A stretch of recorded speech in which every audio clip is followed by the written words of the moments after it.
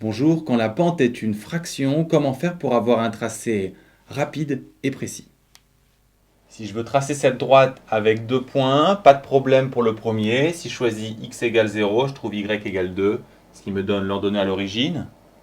Maintenant, si je prends n'importe quelle valeur de x, par exemple 1, je vais avoir un problème puisque 1 tiers fois 1 plus 2, ça fait 1 tiers plus 6 tiers, autrement dit 7 tiers qui est difficile à placer. Je vais rencontrer la même difficulté si je prends x égale 2. 8 tiers n'est pas un nombre entier. Il est difficile à placer. Par contre, si je prends x égale 3, 1 tiers fois 3, ça fait 1. Ça se simplifie. Je trouve donc une valeur entière qui me permet facilement de placer un deuxième point et de tracer ma droite. Deuxième exemple.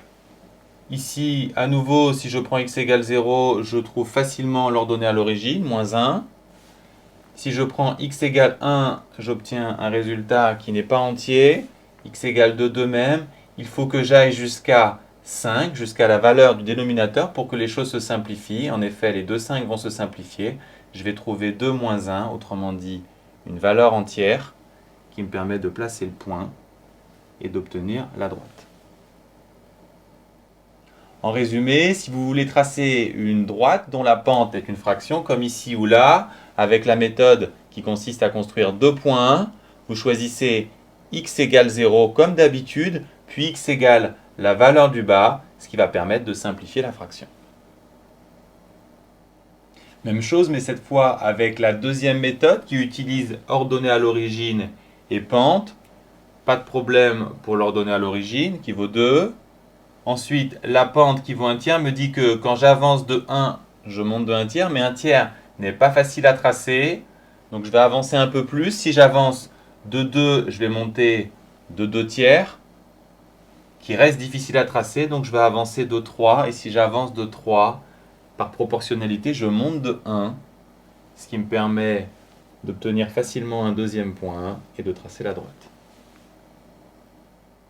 Deuxième exemple, à nouveau pas de problème pour l'ordonnée à l'origine. Puis ensuite, la pente vaut 2 cinquièmes, ce qui signifie que si j'avance de 1, je monte de 2 cinquièmes.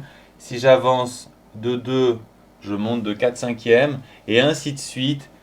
Et en avançant de 5, par proportionnalité, je monte de 2, ce qui me permet d'obtenir un deuxième point et le tracé de la droite. Si on observe sur ces deux cas les pentes et les triangles des pentes associés, ici 2 cinquièmes et 2 5, on peut constater que quand on avance du nombre du bas, on monte du nombre du haut. Quand la pente est une fraction, pour tracer la droite, on place donc l'ordonnée à l'origine comme d'habitude, et pour la pente, quand j'avance du nombre du bas, je monte du nombre du haut.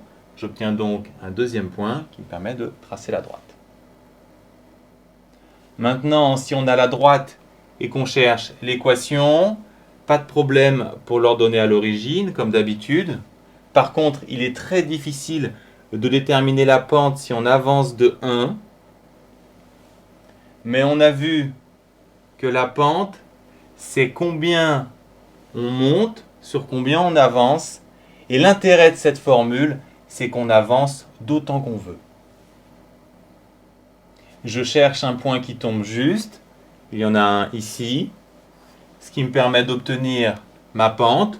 Combien on monte C sur combien on avance D. Autrement dit, C sur D. Par exemple, quelle est l'équation de cette droite? Son ordonnée à l'origine, c'est 3. Maintenant, on cherche un point qui tombe juste. Et la pente, je vous rappelle, c'est combien on monte sur combien on avance. On descend de 1, donc moins 1, et sur 5, donc moins 1 cinquième. Deuxième exemple, l'ordonnée à l'origine, ici, c'est plus 1. Et ensuite, on cherche un point qui tombe juste. La pente, c'est combien on monte sur combien on avance, donc 3 sur 4. Pour trouver très vite le coefficient directeur ou pente d'une droite, vous commencez par tracer le triangle de la pente, puis ensuite vous appliquez la formule combien on monte sur combien on avance, combien on monte ici, je descends de 3, donc moins 3. Sur combien j'avance 1, donc la pente vaut moins 3. Ici, combien je monte 2, combien j'avance 3, donc la pente 2 tiers. Et enfin, ici, je monte de 1 quand j'avance de 4, donc la pente vaut 1 quart. Cette technique va vous servir tout le lycée, donc ça doit être du réflexe. Ici, moins 1 sur 3, donc la pente c'est moins 1 tiers. Ici, 1 sur 1, donc la pente c'est 1. Et ici, 2 sur 7, donc la pente c'est 2 septièmes. J'ai noté ici, on monte entre guillemets, car si on descend, la pente est négative, vous le savez maintenant. Cette vision permet, par lecture graphique, d'obtenir la pente, mais retenez-la bien, car elle permet aussi de comprendre plusieurs formules clés du lycée, dont celle que nous allons voir dans la vidéo suivante.